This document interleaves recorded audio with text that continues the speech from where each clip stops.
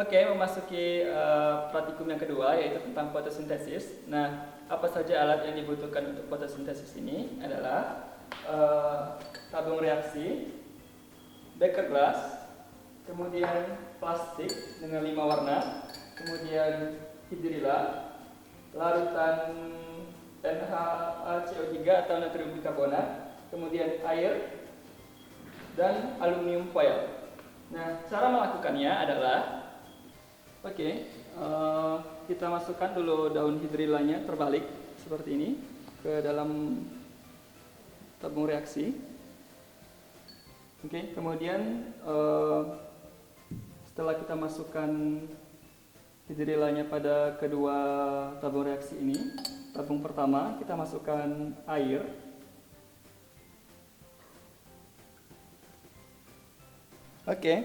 Setelah kita isi penuh, jadi tidak boleh ada rongga udara nantinya di dalam tabung ini. Kemudian kita tutup dengan aluminium foil. Kemudian kita balik secara cepat seperti ini, jangan sampai tumpah. Kemudian kita letakkan ke dalam beker gelas.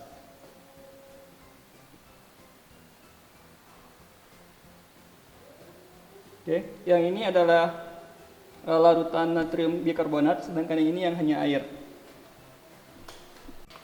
Setelah itu, kita tutup dengan plastik warna. Jadi yang ini kita kasih warna bening. Hati-hati, jangan sampai tersenggol atau tersentuh.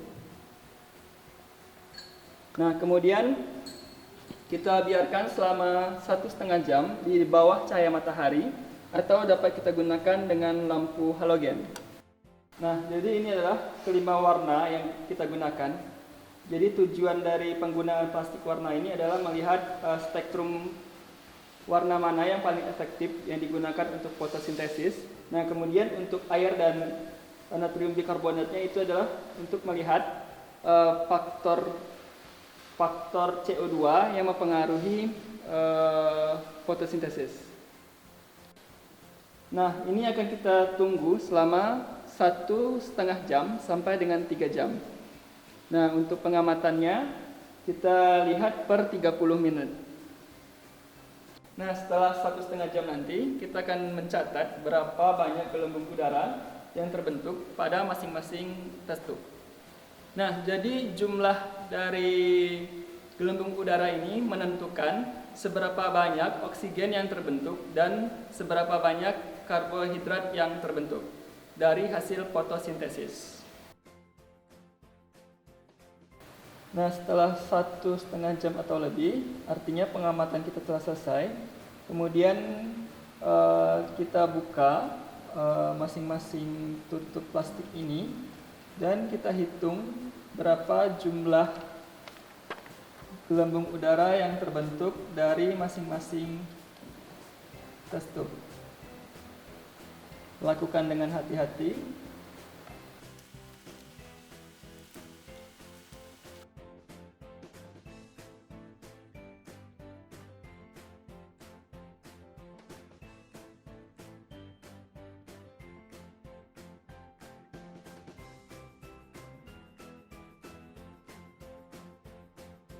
Nah, dari pengamatan ini dapat kita lihat bahwa hidrila yang ditutupi oleh plastik hijau itu menghasilkan gelembung yang lebih banyak, dan test tube yang diisi dengan natrium karbonat memiliki gelembung lebih banyak dibandingkan test tube yang kita isi hanya dengan air. Nah, hal ini membuktikan bahwa fotosintesis membutuhkan karbon dioksida dan dipengaruhi oleh warna cahaya atau pigmen cahaya. Warna yang sangat efektif digunakan untuk fotosintesis adalah warna merah dan warna biru. Nah, demikian untuk praktikum kita kali ini tentang fotosintesis. Semoga dapat dipahami.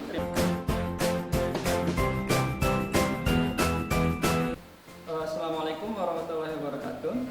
Baik teman-teman, hari ini kita akan mempelajari objek tentang mengenali sel tumbuhan. Nah, sel merupakan unit terkecil secara struktural dan fungsional dari makhluk hidup. Nah, untuk kali ini kita akan melakukan beberapa percobaan, yaitu yang pertama tentang sel hidup dan sel mati. Adapun bahannya yaitu empelur ubi kayu, kemudian umbi bawang merah, kemudian pastida dan tetesan minyak, yaitu kita menggunakan cocor bebek, kentang, dan jeruk. Dan yang ketiga, aliran sitoplasma. Nah, pada aliran sitoplasma ini bahan yang kita gunakan adalah bunga rhodiocolor dan daun hidrilla.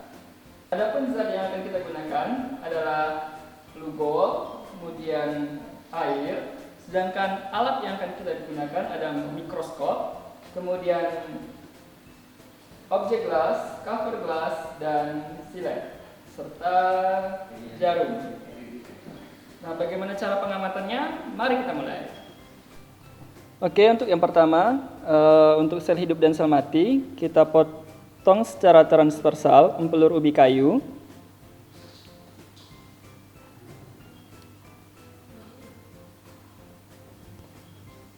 Kemudian kita teteskan air.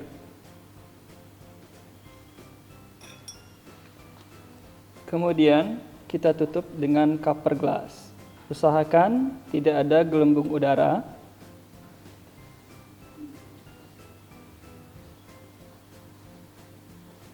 Nah, kemudian kita amati di bawah mikroskop.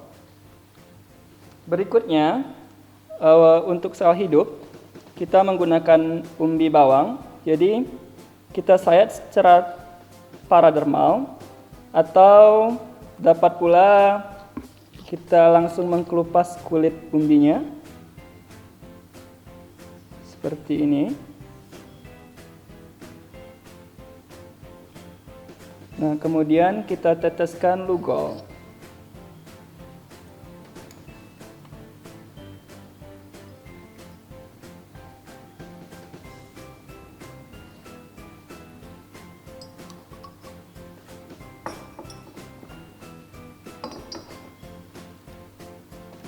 Kemudian kita tutup dengan cover glass dan kita amati di bawah mikroskop. Nah, untuk sisa-sisa airnya dapat kita serap dengan menggunakan tisu.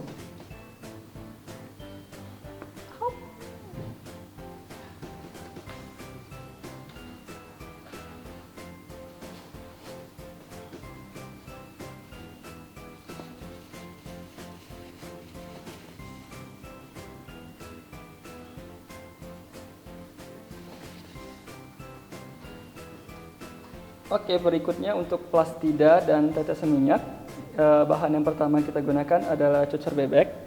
Jadi kita potong daunnya secara transversal.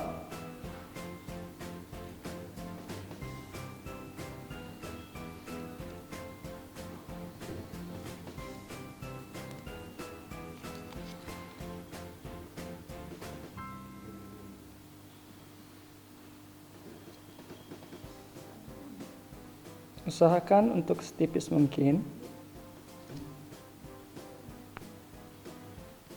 Nah, kemudian kita teteskan air.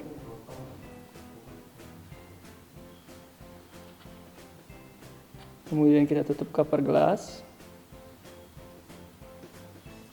Usahakan tidak ada gelembung udara yang terbentuk.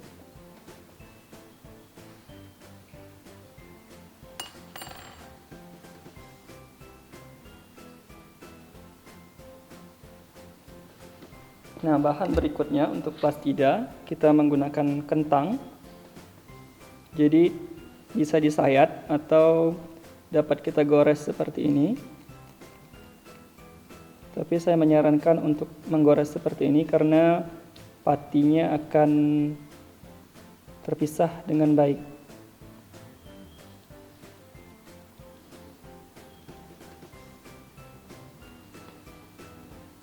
Kemudian kita tutup dengan cover glass.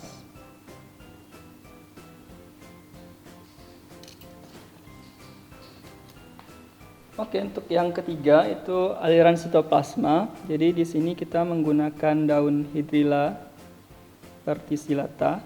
Kita ambil beberapa helai. kemudian letakkan di atas objek gelas. Kemudian kita tetesi dengan air.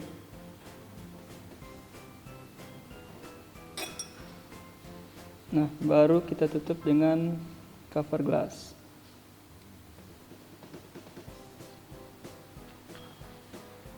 Nah, yang berikutnya, yang terakhir, kita menggunakan bunga rose color.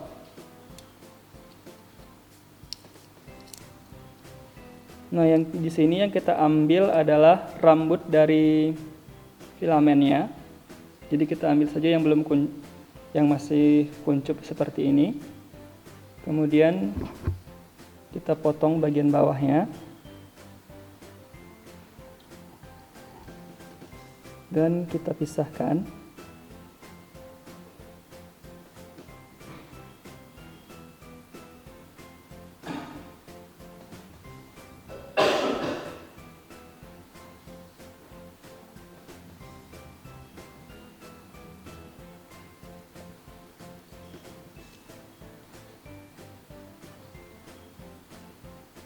Nah, untuk anternya itu sebaiknya kita buang.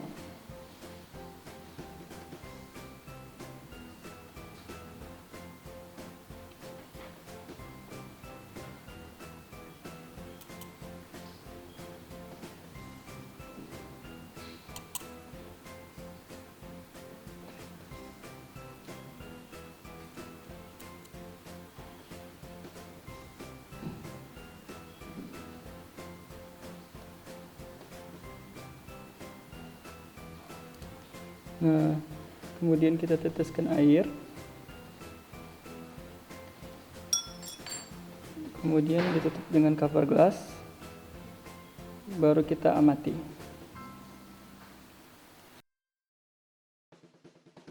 Oke, ini merupakan hasil pengamatan dari sel bawang.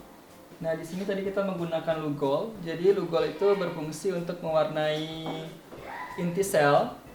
Nah, di sini ada dinding sel, kemudian yang bulat ini merupakan inti sel, kemudian ada sitoplasma di sekitar sini nanti. Nah, sedangkan jadi dia disebut dengan sel hidup karena masih memiliki bagian protoplasma dan bagian non protoplasma. Nah, kemudian ini merupakan sel ubi kayu. Nah, sel ubi kayu ini disebut dengan sel mati karena pada sel ini tidak ditemukan bagian protoplasma dan bagian non-protoplasma lainnya, hanya terdiri dari dinding sel saja, sehingga tidak dapat melakukan proses metabolisme yang lainnya. Nah, ini merupakan hasil pengamatan untuk daun cocor bebek. Jadi di sini yang terlihat ini merupakan kloroplas. Jadi kloroplas itu bagian dari plastida. Nanti plastida itu dibagi menjadi 3. Ada kromoplas yang menghasilkan warna merah dan jingga. Kemudian ada kloroplas yang menghasilkan warna hijau seperti klorofil. Kemudian ada leukoplas atau yang tidak berwarna. Jadi nanti yang leukoplas ini dibagi lagi menjadi amioplas, kemudian protoplas. Contoh dari amioplas itu adalah pati. Nah, kemudian untuk yang kentang, ini merupakan contoh amioplas, itu pati. Nah, pati itu sendiri dapat kita bedakan menjadi pati tunggal dan pati majemuk, yaitu dapat kita lihat dari jumlah hilus. Nah, ini merupakan bagian hilus. Kemudian yang seperti papan ini disebut dengan lamela. Nah, jadi jumlah hilusnya itu hanya 1 dan terdapat di sisi kiri atau di tepi. Jadi disebut dengan pati tunggal bersifat eksentris. Nah, kalau dia di tengah itu konsentris. Kemudian kalau jumlah hilusnya lebih dari 1 disebut dengan pati majemuk. Kemudian kalau hilusnya itu tidak terpisah disebut dengan pati setengah majemuk. Kemudian untuk tetesan minyak, ini merupakan rongga yang menghasilkan minyak pada citrus. Nah, untuk minyaknya sendiri itu dapat dilihat seperti ini. Itu seperti bulatan-bulatan yang berwarna kuning. Kemudian untuk aliran sitoplasma, jadi di sini nanti aliran sitoplasma itu dibagi menjadi dua. Ada yang rotasi dan ada yang sirkulasi. Nah, yang untuk contoh rotasi itu dapat kita amati pada hidrilla. Nah, rotasi ini terjadi karena sel pada hidrilla ini memiliki vakuola yang besar. Nah, sehingga isi dalam atau bagian protoplasma itu ikut bergerak.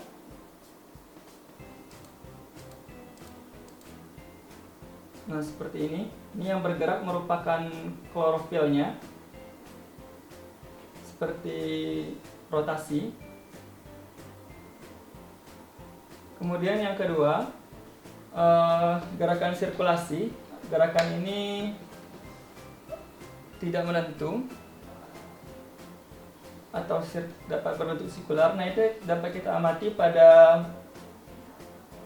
filamen rambut-rambut filamen rhodiscolor.